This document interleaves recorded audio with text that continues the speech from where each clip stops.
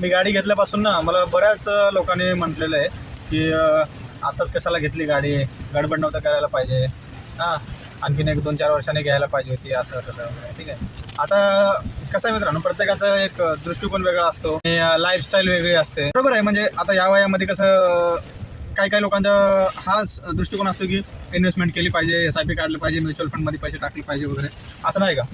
पण मला असं वाटलं की आता आपण 30-32च्या ह्याच्यामध्ये आहोत, ठीक आहे, एज ग्रुपमध्ये, आणि एक 40च्या नंतर ना चालू होतं आजकालच्या आपल्या लाईफस्टाईलवरून तुम्हाला माहितीच असेल की गुडघेदुखी म्हणा, काय BP, शुगर वगैरे काय नाही चालूच होते 40च्या नंतर. मग मी आत्ता गाडी नाही घेतली तर मग 40च्या नंतर घेऊन म्हणजे काय करायचं. ठीक आहे, तेव्हा घेईल, पण आता जे एन्जॉय करायचं किंवा मजा करायचे दिवस आहेत ते जातील ना, आहे का नाही.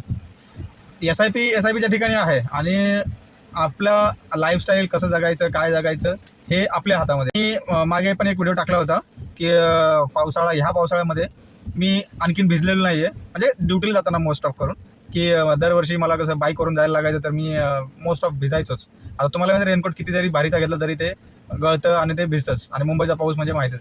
तर मी आता पावसाळा चालू झाल्यापासून डेली रेग्युलर ड्युटीला गाडी घेऊन जातोय, मोठी गाडी घेऊन जातोय, म्हणजे आणि एकदम सेफ्टी आहे, पावसात भिजत नाही किंवा खड्डे वगैरेचा पण एवढा तर काही त्रास होत नाही. ठीक आहे. म्हणजे SIPच्या ऐवजी म्हणजे मी हे ऑप्शन निवडला. SIP मी करेल किंवा असेल, पण मला हे पण थोडं योग्य वाटलं आणि हे केली आहे. तुम्हाला काय वाटतं की 32-35 पर्यंत वयाच्या गाडी म्हणजे मोठी गाडी कार घेतली पाहिजे का?